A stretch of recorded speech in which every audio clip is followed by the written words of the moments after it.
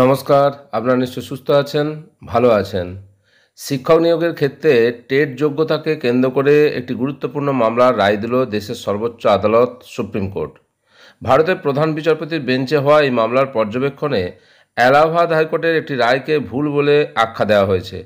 এই রায়ের ফলে দীর্ঘদিন ধরে চাকরি থেকে বরখাস্ত থাকা উত্তরপ্রদেশের দুই শিক্ষক তাদের চাকরি ফিরে পেতে চলেছেন। সুপ্রিম কোর্টের এই পর্যবেক্ষণ আগামী দিনে এই ধরনের যে মামলাগুলো উঠে আসবে তার ক্ষেত্রে একটা দিশা দেখাবে বলে মনে করা হচ্ছে। 31 অক্টোবর 2025 তারিখে প্রধান বিচারপতি বি.আর. গাভাই এবং কে বিনোদ চন্দ্রনের বেঞ্চে শুনানি হয়। মামলাটি এলাহাবাদ হাইকোর্টের একটি ডিভিশন বেঞ্চের 1 মে 2024 তারিখের রায়ের বিরুদ্ধে দায়ের করা হয়েছিল। মামলাটি উত্তরপ্রদেশের কয়েকজন সহকারী শিক্ষকের নিয়োগ সংক্রান্ত। এই শিক্ষকরা একটি বিজ্ঞপ্তির ভিত্তিতে আবেদন করেন, যা 23 জুলাই 2011-তে প্রকাশিত হয়েছিল এবং আবেদনের শেষ তারিখ ছিল 16 জুলাই 2011। সফলভাবে নির্বাচিত হওয়ার পর তারা 13 মার্চ 2012-তে নিয়োগপত্র পান এবং 17 মার্চ 2012-তে চাকরিতে যোগ দেন। কিন্তু সমস্যা তৈরি হয় তাদের টেট যোগ্যতা নিয়ে। নিয়োগের সময় তাদের কারোরই টেট পাস সার্টিফিকেট ছিল না।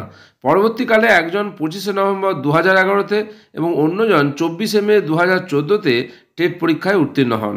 তাদেরকে 12 জুলাই 2018 তারিখে চাকরি থেকে বরখাস্ত বা টার্মিনেট করা হয়। কারণ হিসাবে দেখানো হয় যে নিয়োগের সময় তাদের ন্যূনতম যোগ্যতা অর্থাৎ টেট পাস সার্টিফিকেট ছিল না। এই মামলার মূল কেন্দ্রবিন্দু ছিল শিক্ষার অধিকার আইন আরটি অ্যাক্ট 2009-এর 23-2 ধারা।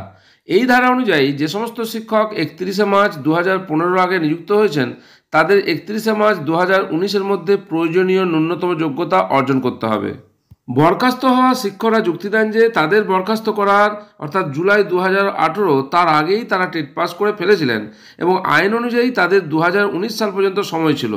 কিন্তু এলাহাবাদ হাইকোর্টের সিঙ্গল বেঞ্চ এবং ডিভিশন বেঞ্চ উভয়ই এই যুক্তিকে উপেক্ষা করে তাদের বরখাস্তের আদেশকে বহাল রাখে। হাইকোর্টের মতে নিয়োগের সময়ই টেট যোগ্যতা থাকা বাধ্যতামূলক ছিল। প্রধান বিচারপতির বেঞ্চ এলাহাবাদ হাইকোর্টের এই রায়কে ভুল বলে পর্যবেক্ষণ করে।